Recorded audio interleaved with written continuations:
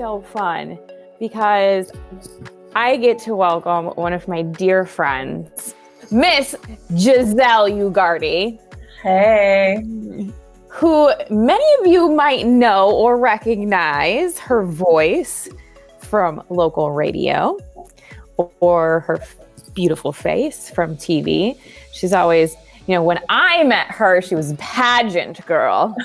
But Giselle and I have known each other for a long time. And man, is she crazy successful and just a overall good, grand person with a beautiful heart.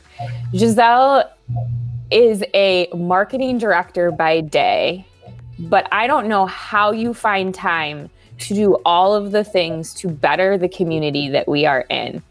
You volunteer with Special Olympics, and not just casual volunteer, you are uber involved in their organization. You volunteer with other nonprofits.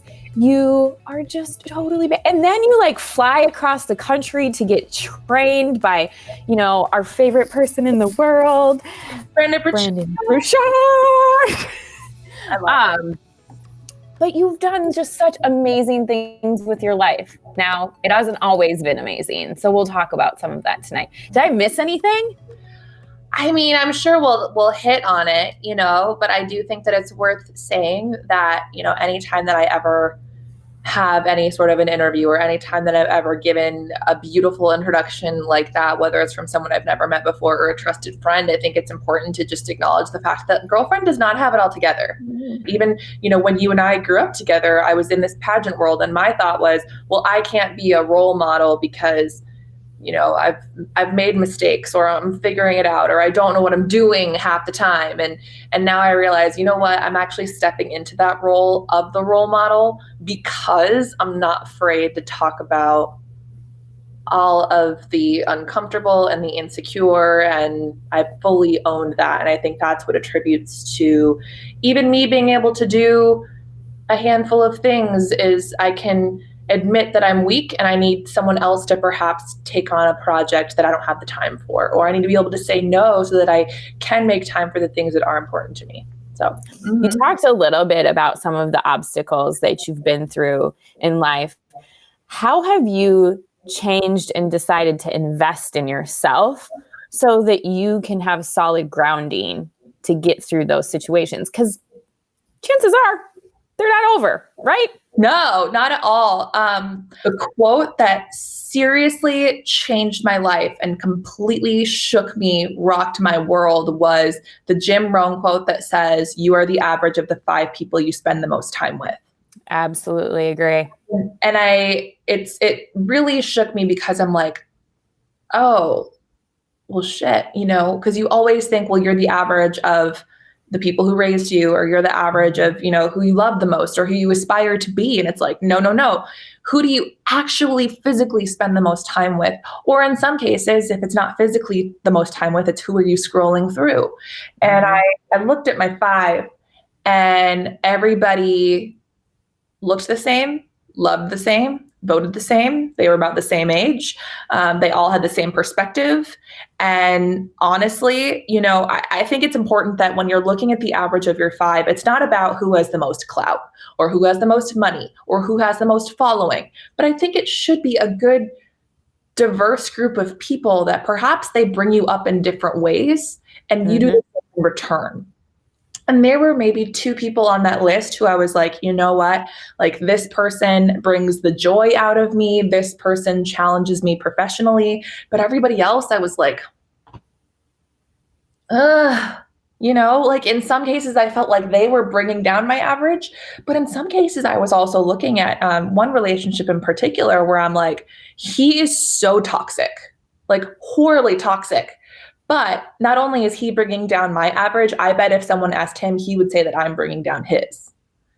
Because we would bring out the worst in each other. And that made me go, wow, the fact that I call myself this confidence curator, the fact that I tell people to look at who they surround themselves with, and then I really took a good hard look of who I was spending the most time with, whether I liked it or not. And that is what really changed it for me and made me want to invest in myself on a personal level, on a professional level. And I think it's important to recognize that, you are all things finance, and you speak to this a lot, investing in yourself doesn't just mean that you have to have money to do that. It doesn't mean that Absolutely not. It doesn't mean that you're spending the money to go to a coaching program across the country. It can also mean that, you are seeking a mentor, whether that mentor is someone who you want help with spiritually, professionally, emotionally. Maybe it's not even just one person. Maybe it's that you are struggling to find a healthy relationship, or your marriage is struggling, and maybe you need to find a couple to look up to and surround yourself with. You really haven't had any guidance or any sort of an image in that regard. Find a mentor. That was the biggest investment that I made. And also to open myself up as a mentor. And that's what had me reaching out to Tracy Call, who's the CEO of Media Bridge Advertising. And she was this badass female that I knew a lot of people who were afraid of her because of how good of a negotiator she is. She has not only inspired me to invest in myself, on that professional level, but she's realized some of the personal ways that I need to invest in myself too. She was the one who forced me to take a vacation because she could see that I was going to burn out. What an awesome boss. Yeah. She should really write a book. I feel like there's more people on it. I know. More people in leadership that need to take a page from that. I mean, that's just such an empowering thing for somebody. When I was in leadership positions, and that's what I would say to my team too, just from an aspect of you need a reset. Yeah. You need a reset. And I have always been horrible at vacation, and I still am. But to see her do that, and I think part of it too is because she had previously taken a sabbatical, and she herself was beginning to use herself as an example. And I realized, well, wait a minute, I too need to do it not only for myself, but for my team. Because if my team sees that I'm not taking vacation, that I'm not taking time for myself, they're not going to take it for themselves either. Mm-hmm. And if I can see them deteriorating, I wonder if the way that I see them is how they're looking at me. She also taught me to invest in myself with my team and to invest in my team. Mm-hmm. I am an achiever. I am a doer. I love being good at things. To me, if you're into Enneagrams, I am a 3. I get fulfillment from, oh girl. I'm a 3 and a 2. So I like to achieve and I like to help people. Yeah. So and that totally fits you, by the way, 100%, so well. So I love being good at everything, but it took her to give myself permission to not be good at everything, and to be able to say that, you know what, and this is even big for me to say here, that I am a really good leader. I can say that 1,000%. Wow. The mental health of my team right now is in such a strong place, even or perhaps especially with everything going on. We didn't need to come together during this. We were already together, and now we're just tighter. But one thing I had to admit to myself was, when it comes to being a project manager, mm-hmm. not awesome. When it comes to being a people manager, great. When it comes to being a task manager, not so much. It is selfish for me to pretend to be good at something and to pretend to like something that I could easily pass trust off to someone else on my team. And I never looked at it that way. I thought that it was me saying that I am weak, or me saying that I don't deserve to be in this position. In actuality, it's the opposite. It's selfish. It's showing your team that you don't trust them. And honestly, one of the best things I heard, my friend Twyla said this the other day, she said, I pay people way too much to not do their jobs. And not that they weren't doing their jobs, because they absolutely were, but there's no reason why you should be doing everything if you are paying someone to do that. Yep. And if you are having to do everything because they are incapable, then you need to hire someone else. Mm-hmm. And if you are doing everything because you are incapable of delegating, then you need to check yourself. And that's what I needed to do. And now we are so in line to where I can full on say, hey, girlfriend, I'm having a stressful week. I'm probably going to need some extra reminders this week. And she's like, yeah, good. Go for it. Yes, yes. Or with her, you know, if she, because, you know, both of us occasionally struggle with anxiety. If she's having a bad morning, she's like, hey, girl, I'm having a bad morning. And I've set that precedent. I think you as a leader, and this goes for your friendships, this goes for your working relationships. I know that I work in a unique work environment and that not everyone can supposedly be as transparent where they work. But, you know, it's a joke, but it's totally true. From day -1, you know, even in the interview process, even, you know, on your first day, I say, you know, here's the deal. I don't care if you are going through a breakup or if you're just feeling gassy or if you have a headache. If you aren't feeling great, I need you to tell me that. Yes. Not because I need to know everything going on in your life. Okay. Because yes, I don't need to be the gossip queen. I don't need to know everything. But if I see you in the office and you look, you know, sad, burnt out, frustrated, angry, and I don't know that maybe that's just your resting face, I need to know why. And I need to know why, again, not because I need to know everything in your personal life, but if you need to lean on me, I want to take that load from you. I want to help you.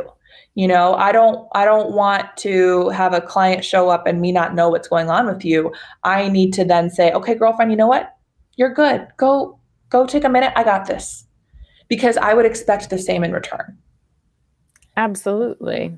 And that has been a great way to make it so that, you know, it goes both ways. I'm not just investing in you, but you're investing in me too. You know, the aspect of you saying that not everybody in workplaces can talk about, you know, different things like anxiety that they dealt with. I was a manager at a really kind of young age, managing 120 people at 22, which provided a lot of anxiety. And I worked in a workplace where I couldn't admit that that's what was happening. And then I learned that I had to really be able to spell out my story so that I could be a better leader and challenge appropriately upwards. And so when I went back into finance after that leadership position and my career started to trajectorily grow and I was running a team again, I remember sitting in my interview process and I literally said, I live with anxiety. And my boss at the time was like, oh, okay. And I said, I go to therapy twice a month. I will not negotiate that. I will move client meetings. This is something that is important to me to keep so that I can continue to be successful and continue to provide for my clients and my team. And if we don't start to talk about those things, you know, like I would block it out on my calendar and I wouldn't make it private either. Like I'd make it public so that everybody could see it. And then it started this conversation in an industry that is so rigid and so stressful. And so many people were hiding in the closet, talking, not understanding or labeling what it was that they were actually struggling with. Well, and my office for doing that because, you know, nowadays, who doesn't have a therapist? Right. You know, like my friend Tim was joking the other day and he was like, I kind of feel left out. I feel like I'm the only one in the group who doesn't have a therapist who I can talk about. But the fact that you did it before, like, I hate to say it was cool. Mainstream, and I think that it still has a stigma attached. I just want to take a pause for a second. I didn't mean to interrupt you, but I just want to celebrate that because we need to remind ourselves, like, hey, this is not how it's always been. You know, when you were 22 years old or in your mid 20s, I mean, no, like that. No, people thought I was crazy. I mean, people were like, okay, what's wrong with her? She's got to go to therapy. She okay? I mean, can you handle the load of this job? Are you sure? Yeah. Are you sure that you are able to do this? And, you know, and then I had 2 children and good God, I had postpartum anxiety with my second. And like, it was like, oh, can you handle this? Can you handle this? And I'm like, no, I know my capacity. I know my capacity because now I know how to handle it. And I was able to process through those things. But there are chemicals and hormones that imbalance us at some points in time. And so we need to reset ourselves and establish great behaviors. And being able to recognize where we are so that we can move forward. And that's the theme of everything that we've been talking about this week. And you've done such a great job of weaving that into everything that you've talked about thus far. As we start to kind of round this out, are there some things, like maybe a couple of things that you would want this audience to take forward? I love that question. And I want to acknowledge something that you're so good at, which, you know, it's part of the whole forward thought, but it's the recognizing where you're at, figuring out where you want to go, and how do you close that gap, right? So one of the struggles that I've had that I now look forward to is sometimes you know where you're at and you accept that, but you have no direction of where you want to go. Like, how do you even, my friend Erin the other day said something so beautiful, which is, you know, right now we're in this world of the pivot. You know, you got to pivot your business, you got to pivot your messaging, you got to pivot your strategy. And she said, yeah, but how can you pivot if you don't have your foot in a solid ground? If you don't, it's like spinning around. What didn't she say? It was like spinning around with no directions or something like that. You know, like, how are you supposed to do that? And so I think one of the many things that I have learned is, you know, we didn't talk a ton about it, but I've hit the reset button a lot in my life, both on a personal level and a professional one. Whether it was starting over when it came to relationships, you know, finding myself single again, whether I was being broken up with or the person who was doing the breaking up, or finding myself changing industries or leaving one city for another, one state for another, one side of the country to the other, or, you know, in some cases losing a job or giving up on a dream, or maybe it wasn't giving up on a dream, but it was giving up the dream because I then wanted something else. And rewriting it. That what? Rewriting your dream. Exactly. And so, and I think one of the most beautiful things I learned is in those moments when you feel like you have lost everything and when you feel like you have nothing left, that the next place where you can go is wherever you want. You have the power to rewrite what that looks like, but you need to rewrite it and you need to step forward and you need to keep moving, because you definitely can't go anywhere just by sitting and sulking and whatever that misery looks like. And so a practice that I do daily, but especially when I feel like I'm in that funk, with whether something has happened to you or whether there's a hormonal imbalance, we all know that funk when you're like, I just don't feel like myself and I keep waking up on the wrong side of the bed or I'm not sleeping. You know, you know what that feels like. And so I have a gratitude practice that I do every single day, sometimes multiple times a day. I'll write it down, I'll set an alarm, and in those moments, I will think of one thing that I'm grateful for in or about myself, because so often I got so wrapped up in what I wanted to do, I had no idea who I was or who I wanted to be. Because I was such an achiever that for me, my goal was always the dollar amount or the job title or the promotion or the marriage or the relation, you know, all that kind of thing. I would always think that gratification or happiness came from the things or the positions. So finding reasons to be grateful for myself is the first one. The second one is finding gratitude in something that is hard.